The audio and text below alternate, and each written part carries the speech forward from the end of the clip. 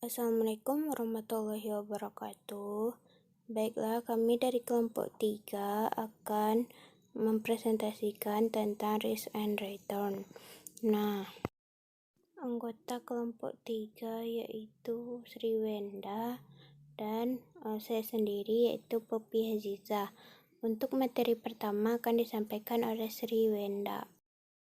Assalamualaikum warahmatullahi wabarakatuh. Baiklah, saya akan menjelaskan tentang pengertian risiko dan tingkat pengembalian atau yang disebut risk and return. Sekarang ini dalam investasi baik individu maupun bisnis berinvestasi menghabiskan uang untuk mendapatkan uang yang lebih banyak. Tingkat nilai pengembalian dalam investasi dapat dilihat dari kinerja keuangan dari uang yang diinvestasikan tersebut. Risiko dapat dikatakan sebagai suatu peluang terjadinya kerugian atau kehancuran lebih luas. Risiko dapat diartikan sebagai kemungkinan terjadinya hasil yang tidak diinginkan atau berlawanan dari yang diinginkan.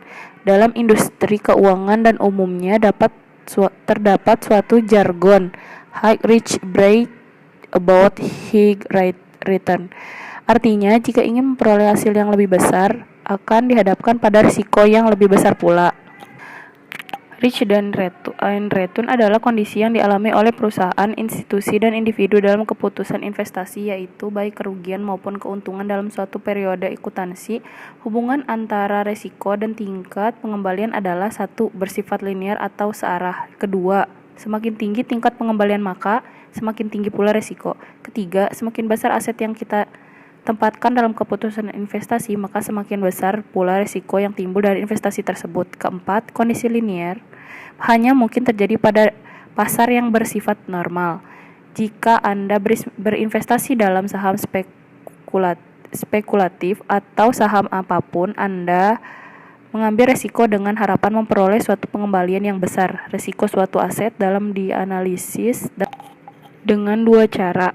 Yang pertama adalah secara berdiri sendiri atau stand alone, di mana aset tersebut dianggap terpisah. Yang kedua, berdasarkan jumlah portofolio, di mana aset tersebut dianggap sebagai salah satu dari sejumlah aset dalam portofolio. Jadi, aset stand alone adalah risiko investor yang akan dihadapkan jika seorang investor hanya mengadakan satu aset. Jadi dapat disimpulkan bahwa sebagian besar aset diadakan di portofolio, tetapi perlu dipahami stand-alone risk berguna untuk memahami risiko dalam konteks portofolio.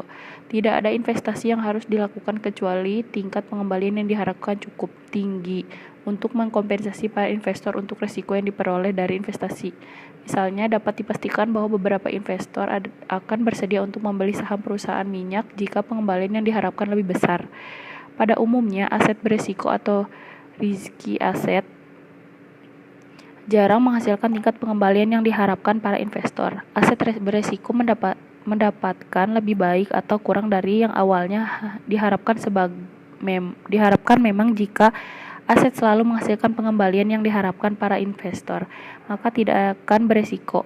Risiko investasi berkaitan dengan probabilitas yang berproduktif rendah atau pengembalian yang negatif sangat besar mempunyai peluang pengembalian yang rendah atau negatif yang berisiko investasi. Hubungan karakteristik risk and return. Semakin besar probabilitas berarti pengembalian aktual akan jauh di bawah pengembalian yang diharapkan, dan semakin besar stand-alone risk yang terkait dengan aset. The average investor adalah orang yang menolak risiko, yang berarti bahwa investor tersebut harus dikompensasi untuk melakukan aset yang berisiko.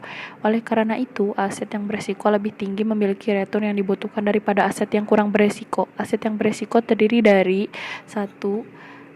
Disable risk, yang mana risiko dapat dihilangkan melalui diverifikasi. Kemudian yang kedua adalah market risk, yang dimana risiko tidak dapat dihilangkan melalui diverifikasi. Risiko yang berhubungan dengan aset individu adalah kontribusi risiko portofolio yang diversifikasi dengan baik dan merupakan aset market risk atau risiko pasar. Karena market risk tidak dapat dihilangkan melalui diversifikasi, para investor harus dikompensasi untuk menahan risiko tersebut. Menurut Paul L. Krugman and Maurice Obstfeld bahwa Pada kenyataan, seorang investor yang netral terhadap risiko cenderung mengambil posisi agresif maksimum.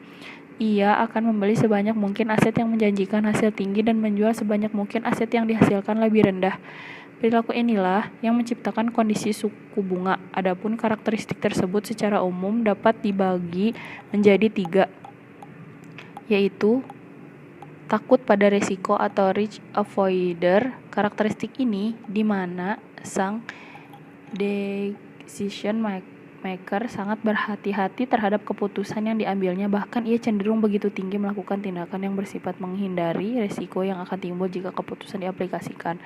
Karena karakter pembisnis yang melakukan tindakan seperti ini disebut dengan safety player. Yang kedua adalah hati-hati pada risiko, risk indifference. Karakter ini di mana sang decision maker sangat hati-hati atau begitu menghitung terhadap segala dampak yang akan terjadi jika keputusan diaplikasikan bagi kalangan bisnis. Karena menyebut orang dengan karakter seperti ini secara ekstrim disebut sebagai tipe peragu. Ketiga adalah suku pada risiko, risk shaker atau risk lover. Karakteristik ini adalah tipe yang begitu suka pada risiko. Mereka terbiasa dengan spekulasi, dan itu pula yang membuat penganut karakteristik ini selalu saja ingin menjadi pemimpin dan cenderung tidak ingin menjadi pekerja. Mental risk shaker adalah mental yang dimiliki oleh pebisnis besar yang juga pemimpin besar. Karakter ini paling mendominasi jika dilihat dari kedekatannya pada risiko. Yang selanjutnya adalah tipe-tipe risiko. Pure risk atau risiko murni. Suatu ketidakpastian terjadi, maka kejadian tersebut pasti menimbulkan kerugian. Risiko murni dapat dikelompokkan menjadi 3 tipe risiko, yaitu yang pertama, risiko aset fisik. Risiko yang mengakibatkan timbulnya kerugian pada aset fisik suatu perusahaan atau organisasi. Contoh, kebakaran, banjir, gempa bumi, tsunami, gunung meletus, dan lain-lain. Yang kedua adalah risiko karyawan. Risiko yang disebabkan karena apa yang dialami oleh karyawan yang bekerja di suatu perusahaan atau organisasi. Contoh, kecelakaan kerja yang menyebabkan terganggunya aktivitas perusahaan. Yang ketiga adalah risiko legal. Risiko dalam bidang kontrak yang mengecewakan atau kontrak tidak berjalan sesuai dengan rencana. Contoh, perselisihan dengan perusahaan lain sehingga adanya persoalan seperti pergantian kerugian. Tipe risiko selanjutnya adalah speculative risk atau risiko spekulatif. Suatu ketidakpastian akan terjadinya untung atau rugi. Risiko ini dapat dikelompokkan menjadi 4, yaitu 1. Risiko pasar. Risiko yang terjadi pada pergerakan harga pasar, contohnya harga saham, mengalami penurunan sehingga menimbulkan kerugian. Yang kedua adalah risiko kredit. Risiko yang terjadi karena counterparty gagal memenuhi kewajibannya kepada perusahaan. Contoh, timbul kredit macet, presentasi piutang meningkat. Yang ketiga adalah risiko likuiditas. Risiko karena ketidakmampuan memenuhi kebutuhan kas, contoh kepemilikan kas menurun sehingga tidak mampu membayar hutang secara tepat menyebabkan perusahaan harus menjual aset yang dimilikinya. Yang keempat adalah risiko operasional.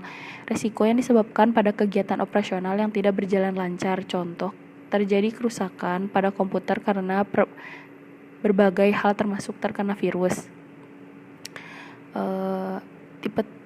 Tipe risiko selanjutnya yaitu adalah static risk atau risiko statis. Kemungkinan sifat murni atau spekulatif asalnya dari masyarakat yang tidak berubah, yang berada dalam keseimbangan stabil. Contoh, ada ketidakpastian terjadi sambaran petir. Yang selanjutnya adalah dynamic risk, risiko dinamis. Mungkin sifat murni atau spekulatif timbul dari perusahaan yang terjadi dalam masyarakat. Contoh, urbanisasi, pengembangan teknologi.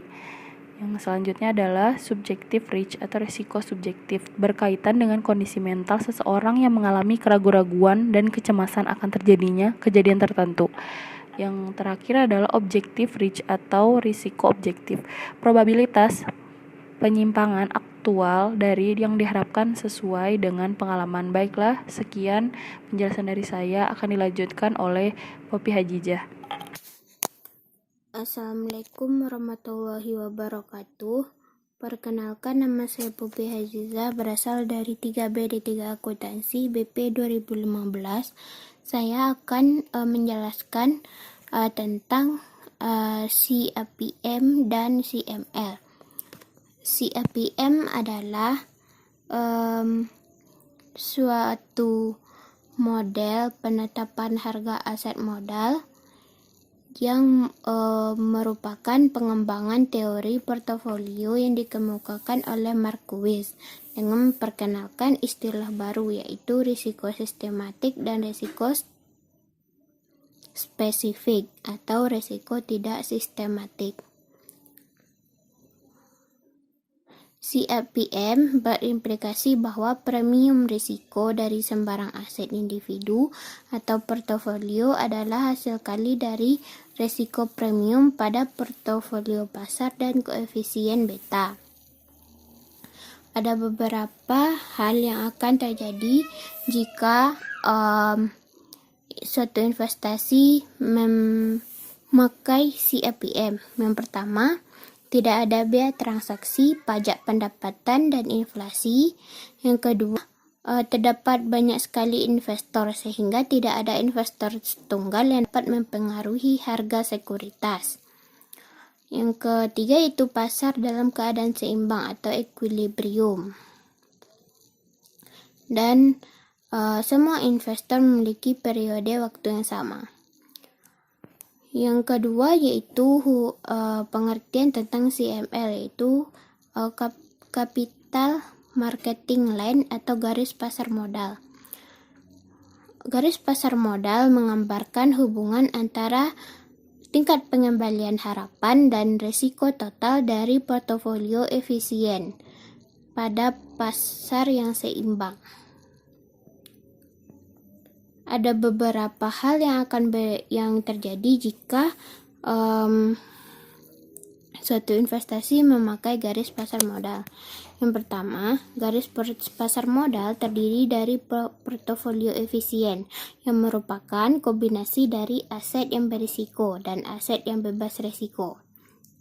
Yang kedua, berdasarkan data historis, adanya risiko akibat perbedaan return aktual dan return harapan yang akan bisa menyebabkan garis pasar modal yang negatif.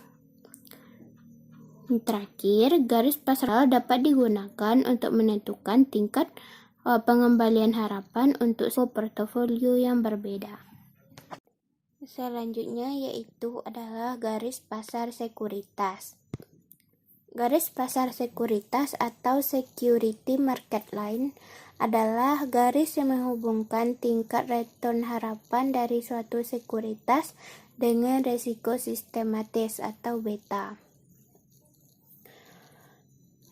Garis pasar sekuritas digunakan untuk menilai sekuritas secara individual pada kondisi pasar yang seimbang, yaitu menilai tingkat pengembalian yang diharapkan dari suatu sekuritas individual pada suatu tingkat risiko sistematis tertentu. Untuk menghitung risiko portofolio yang terdiri dari berbagai jenis aset, kita bisa menggunakan deviasi standar suatu portofolio. Rumus tersebut juga dapat digunakan untuk menghitung deviasi standar portofolio pasar. Beta merupakan ukuran risiko sistematis suatu sekuritas yang tidak dapat dihilangkan dengan melakukan diversifikasi. Beta menunjukkan sensitivitas tingkat pengembalian sekuritas terhadap perubahan pasar. Sebagai ukuran sensitivitas tingkat pengembalian saham, beta juga dapat digunakan untuk membandingkan risiko sistematis antara satu saham dengan saham yang lain. Selanjutnya yaitu estimasi beta. Nah, untuk mengestimasi besarnya koefisien beta bisa digunakan market model. Pada market model tidak digunakan asumsi bahwa untuk setiap sekuritas tidak berkorelasi satu dengan yang lainnya. Persamaan market model bisa dituliskan juga seperti persamaan single index model seperti berikut. Dalam hal ini, RI yaitu return sekuritas I, AI yaitu return indeks pasar, BI yaitu intercept, RM adalah slope, dan EE yaitu random residual error. Faktor-faktor yang mempengaruhi keakuratan estimasi beta. Yang pertama, estimasi beta tersebut menggunakan data historis, yaitu berpedoman terhadap beta masa lalu yang akan sama dengan apa yang terjadi pada beta masa datang. Yang kedua, garis kataristik dapat dibentuk oleh berbagai observasi dan periode waktu yang berbeda, dan tidak ada satupun periode dan observasi yang dianggap tepat. Dengan demikian, estimasi beta untuk satu sekuritas dapat berbeda, karena observasi dan periode waktunya yang digunakan berbeda. Yang terakhir, nilai A dan B yang diperoleh dari hasil regresi tersebut tidak terlepas dari adanya error, sehingga bisa jadi estimasi beta tidak akurat karena A dan B tidak menunjukkan nilai yang sebenarnya. Terima kasih telah menonton video dari kami. Sampai jumpa.